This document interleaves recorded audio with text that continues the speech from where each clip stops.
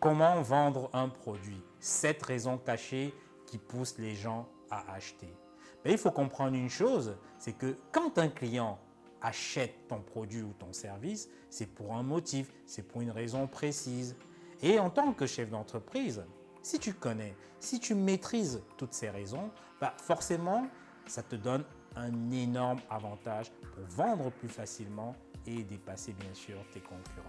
Dans une première vidéo, j'avais déjà parlé des raisons pour lesquelles les gens achètent et certaines personnes m'ont supplié de faire une seconde vidéo.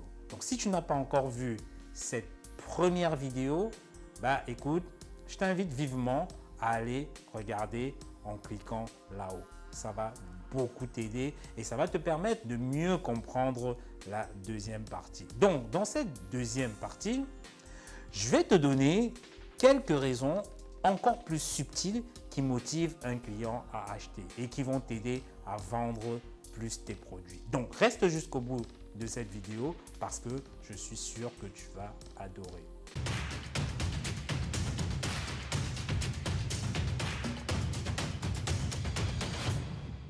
Hello, je suis Bertrand Nouadj, j'aide les entrepreneurs à gagner beaucoup d'argent grâce aux techniques de vente et au marketing digital. Parce que je suis convaincu que la vente est la compétence la plus puissante au sein d'une entreprise.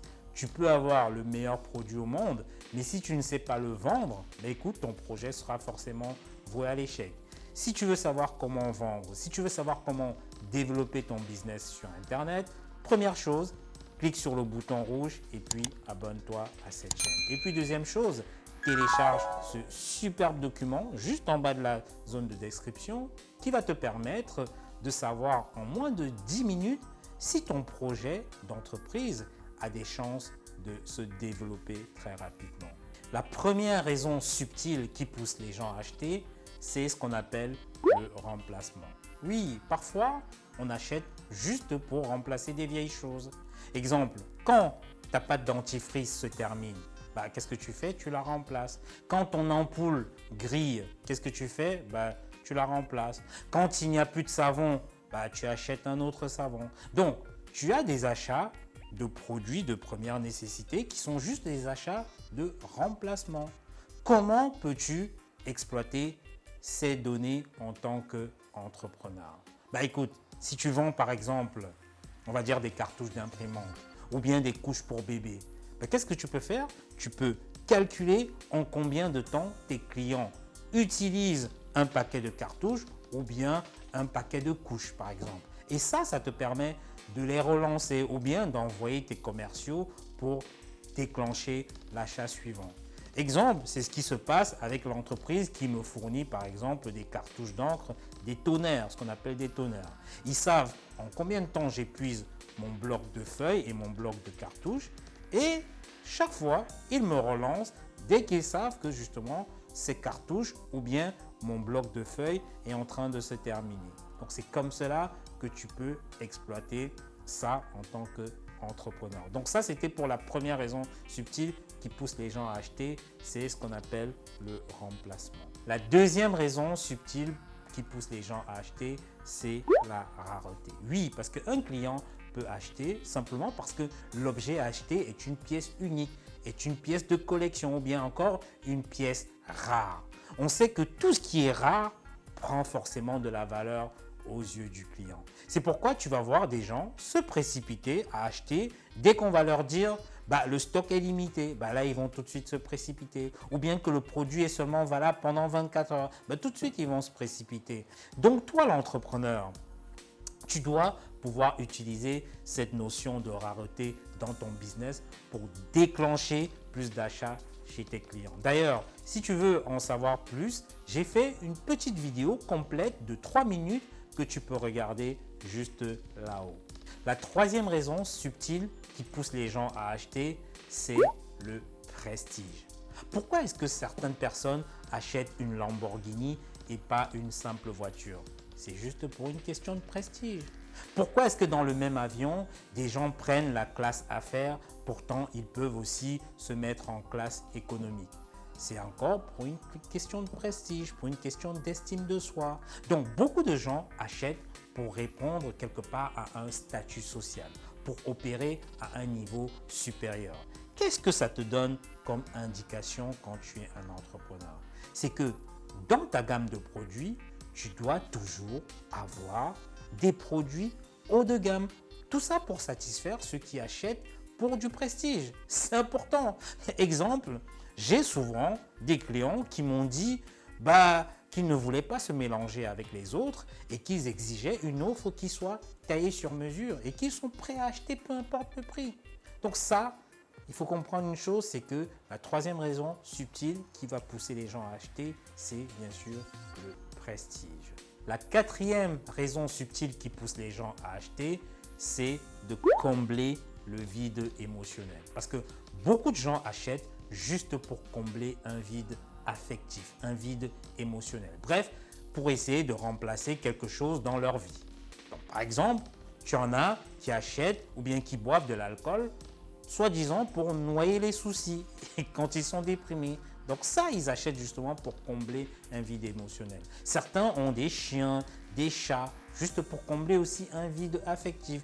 D'autres, par exemple, vont acheter des vêtements en masse parce que, au fond, ils n'ont pas confiance en eux. Donc toi, en tant qu'entrepreneur, tu dois pouvoir identifier le vide émotionnel que ton produit ou service peut satisfaire ou bien peut combler. Et tu dois parler à tes clients de façon à toucher justement ce côté émotionnel.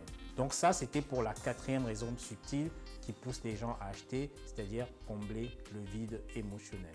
La cinquième raison subtile qui pousse les gens à acheter, c'est ce qu'on appelle la preuve sociale. Souvent, les gens vont acheter juste pour faire comme les autres. Parce qu'il faut savoir une chose, c'est que l'homme est un animal social. Donc, il a tendance à suivre la masse. Rappelle-toi, quand tu étais adolescent, tu voulais porter les mêmes marques de vêtements, de chaussures que tes amis, juste pour être comme tout le monde. Quand tu veux, par exemple, manger quelque part, imagine, tu débarques dans une ville que tu ne connais pas et tu as envie de manger. Et que tu as deux restaurants en face de toi. L'un où il y a du monde, où il y a la queue, et l'autre où il n'y a personne qui fait la file. Tu auras tendance à aller où? Aller là où tu vois du monde, là où tu vois la queue. Parce que tu te dis que si tout le monde va dans le restaurant où il y a de la file, c'est que certainement le repas il est bon, c'est certainement pour une bonne raison. Et tu ne veux pas prendre le risque d'aller où personne n'y va. Donc, quelle indication cela te donne en tant que chef d'entreprise? C'est que pour pousser les gens à acheter chez toi, ce que tu dois faire, tu dois utiliser cet effet de preuve sociale. Tu dois montrer que d'autres personnes aiment déjà ton produit. Oui, c'est ce que tu dois faire. Donc, si tu veux en savoir plus sur cette notion que l'on appelle la preuve sociale, écoute, clique sur le lien plus haut et puis regarde attentivement cette vidéo. La sixième raison subtile qui pousse les gens à acheter, c'est ce qu'on appelle la réciprocité. Beaucoup de gens achètent juste pour rendre l'appareil à l'autre. C'est même un principe biblique qui dit « donne et tu recevras ». Quand quelqu'un te fait quelque chose de bien, te fait quelque chose de gentil, d'exceptionnel, tu as tendance à lui offrir quelque chose en retour. Si tu ne le fais pas, quelque part, tu vas culpabiliser, tu vas te sentir un peu mal.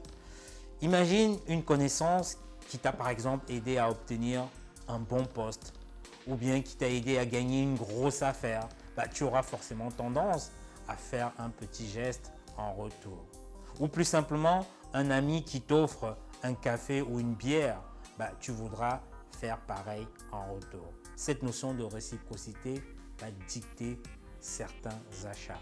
C'est pourquoi, en tant que chef d'entreprise, il faut souvent donner des échantillons de ton produit pour que le client le teste. Ou bien donner un petit peu de tes connaissances, si tu vends par exemple des services. Et en retour, ce client reviendra naturellement vers toi dès qu'il aura besoin de tes produits ou de tes services. Donc tu ne seras plus dans la position où tu le forces à acheter, mais c'est plutôt lui qui viendra vers toi naturellement. Donc ça, c'est la notion de réciprocité qui est super importante lorsque tu es un chef d'entreprise. La septième raison subtile qui pousse les gens à acheter, c'est pour du don ou bien un cadeau. Parce que généralement, on se sent mieux dans notre peau en donnant aux autres. Parce que aider l'autre personne, c'est une façon quelque part de rendre le monde meilleur. Par exemple, c'est comme lorsque je fais des missions humanitaires pour rénover des hôpitaux et donner des fournitures scolaires aux enfants. Quelque part, je me sens mieux. J'ai l'impression que je redonne un peu ce que j'ai reçu.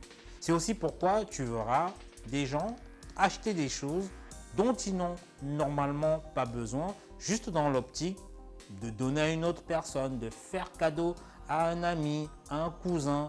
C'est d'ailleurs pourquoi il existe de nombreux magasins uniquement pour offrir des cadeaux. Tu as des magasins à fleurs, donc les fleurs, c'est simplement souvent pour faire cadeau à l'autre. Tu as des magasins où on vend uniquement des chocolats pour offrir, des biscuits pour offrir, des bijoux pour offrir. Donc, certaines décisions, il faut le comprendre, d'achat sont prises juste pour faire plaisir à une autre personne. Donc, qu'est-ce que ça te donne comme indication en tant que chef d'entreprise? C'est que quand tu crées tes produits, en fait, ce que tu dois faire, c'est de penser à mettre en place ce qu'on appelle une offre idée cadeau pour satisfaire justement ceux qui viennent dans ton magasin juste dans l'intention de faire un cadeau à un ami, à une connaissance ou à un collègue. Donc ça, c'était la 7e raison subtile qui pousse les gens à acheter. Donc c'est le don ou bien le cadeau. Donc dis-moi en commentaire quelles sont les raisons qui peut-être te poussent souvent à acheter tel produit ou tel service. Et si tu as aimé cette vidéo, écoute, mets-moi juste un pouce haut ou bien abonne-toi surtout à cette chaîne pour ne rien louper. Parce que, comme on dit toujours, tout ce que tu ne sais pas aujourd'hui te coûtera beaucoup plus cher demain. Je te dis à bientôt.